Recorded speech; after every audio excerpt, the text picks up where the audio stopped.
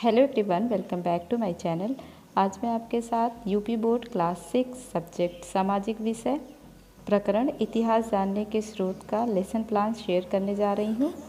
I hope ये video आप लोगों के लिए बहुत ही हेल्पफुल होने वाला है। तो आइए देखते हैं कि लेसन प्लान किस तरह से बनाए हैं। और ये लेसन प्लान मैंने टीचर कंपेंडियम के अकॉर्डिंग बनाया हुआ है। आइए देखते हैं। इसमें पहला बिंदु है सीखने के प्रतिफल। छात्र अपने परिवार की पुरानी बातें, दादा दादी, नाना नानी की बातों से जानते हैं। समाचार पत्र, पत्रिका, टीवी और रेडियो आदि से इतिहास के बारे में कुछ जानकारी प्राप्त कर चुके हैं। प्रकरण है इतिहास जानने के स्रोत। तीसरा, सीखने सिखाने की सामग्री। पुरातात्विक अभिलेख, सिक्के, स्तूप आदि का चित्र दीक्षा ऐप में उपलब्ध सामग्री का उपयोग करेंगे। इसके बाद में चौथा है सीखने सिखाने की प्रक्रियाएं, गतिविधियां।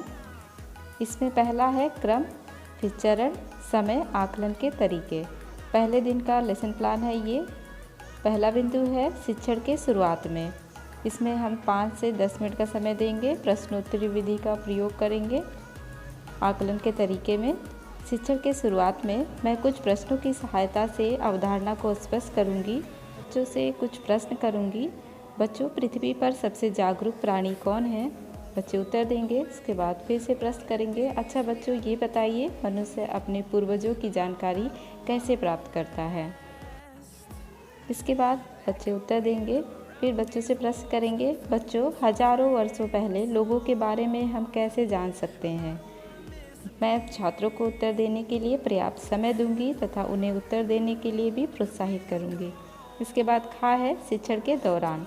मैं बच्चों को बताऊंगी कि इतिहास क्या है। बच्चों, इतिहास बीते हुए समय और उस समय के लोगों को समझने और जानने का एक साधन है।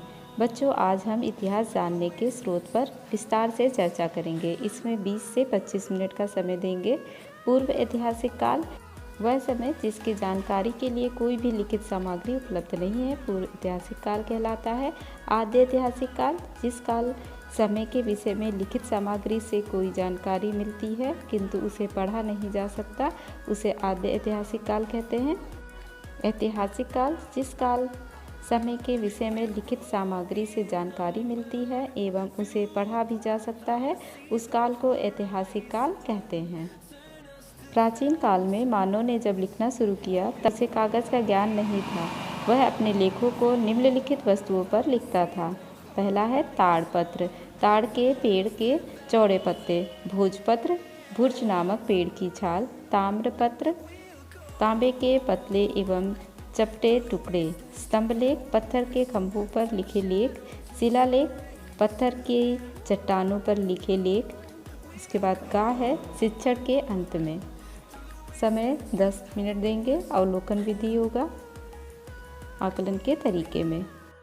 शिक्षण के अंत में मैं बोर्ड का कार्य छात्रों को उत्तर पुस्तिका में उतारने को कहूँगी। बोर्ड का कार्य उत्तर पुस्तिका पर उतारने के लिए बच्चों को समय दूंगी तथा साथ ही कक्षा में सभी बच्चे अपनी उत्तर पुस्तिका में लिख रहे हैं इसका अवलोकन करूँगी।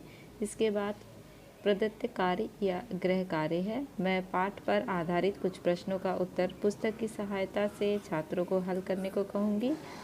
उन्हें कुछ क्वेश्चन दूंगी और अंत में शिक्षिका की आगामी योजना होगी। कक्षा शिक्षण के दौरान आ रही कठिनाइयों को ध्यान में रखकर कार्य योजना का निर्माण करूंगी। कुछ गतिविधियां भी कराऊंगी। इस तरह से ये हमारे पहले दिन का लेसन प्लान था। आइए देखते हैं हमारे दूसरे दिन का लेसन प्लान। इसमें सबसे पहला है क्रम, चरण, समय, आकलन के तरीके। पहला है शिक्षण की शुरुआत में। शिक्षिका कल पढ़ाए गए पाठ के कुछ प्रश्न पूछेगी तथा साथ ही साथ यह भी जानने का प्रयास करेगी कि कल दिया गया गृह कार्य विद्यार्थियों ने किया कि नहीं। इसके बाद शिक्षिका गृह कार्य को जांचेंगी। प्रश्नोत्तरी अवलोकन विधि होगा। आकलन के तरीके में शिक्षिका, बच्चों चलो हम अब आगे का पाठ पढ़ते हैं। इसके बाद में खा है शिक्षण के दौरान। 20 से 25 मिनट का समय लेंगे। व्याख्यान विधि, प्रदर्शन विधि, प्रश्नोत्तर विधि आकलन के तरीके में होगा। शिक्षिका पाठ को हाव भाव, सही उच्चारण तथा ऊंचे स्वर में वाचन करेगी। छात्र पुस्तक में देखेंगे। दीक्षा ऐप के द्वारा भी पाठ को अधिक स्पष्ट किया जाएगा। पाठ में बच्चों की रुचि बनी रहे इसके लिए शिक्षिका बीच बीच में सरल प्रश्न पूछती रहेगी। बच्चों, अब हम जानेंगे कि इतिहास जानने के कौन कौन से स्रोत हैं?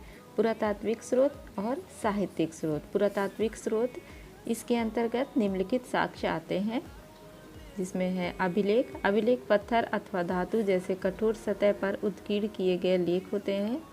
इसमें व्याख्यान विधि और प्रदर्शन विधि होगा आकलन के तरीके में। यहाँ हम इससे संबंधित चित्र भी बच्चों को दिखाएंगे। सिक्के एवं मोहरे। सिक्कों से तत्कालीन शासक का नाम तथा उसके समय का पता चलता है। इसके बाद है स्तूप। स्तूप का शाब्दिक अर्थ है टीला। टीला प्रायः सभी स्तूपों के अंदर एक डिब्बे में महात्मा बुद्ध या उनके अनुयायियों के शरीर के अवशेष जैसे दांत, हड्डी, राख या उनके द्वारा प्रयोग में लाई सामग्री, पत्थर अथवा सिक्के रखे रहते हैं। यह है स्तूप का चित्र। और यहाँ पे व्याख्यान विधि होगा, प्रदर्शन विधि होगा आकलन के तरीके में। बा है साहित्यिक स्रोत। साहित्यिक ग्रंथों से भी हमें लोगों के रहन सहन, विचारों, खान पान इत्यादि के बारे में जानकारी प्राप्त होती है। इसके बाद है धार्मिक साहित्य। वेद, रामायण एवं महाभारत, जैन एवं बुद्ध साहित्य, जातक कथाएं, विदेशी यात्रियों के वृत्तांत।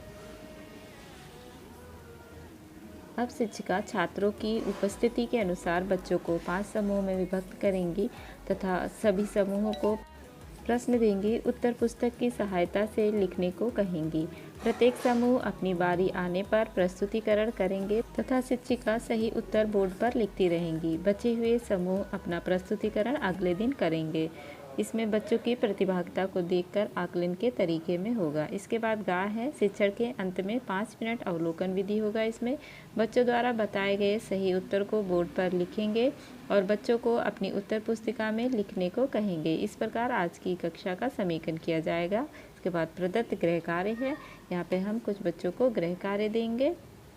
इसके बाद शिक्षिका की आगामी योजना। शिक्षिका कक्षा शिक्षण में अवलोकन व फीडबैक के दौरान आ रही कठिनाइयों को ध्यान में रखकर कार्य योजना का निर्माण करेगी। पाठ का अभ्यास कार्य को पूर्ण कराएंगी।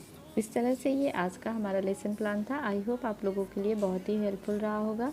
अगर आपको मेरा वीडियो अच्छा लगे तो प्लीज़ लाइक करें, शेयर करें, सब्सक्राइब करें।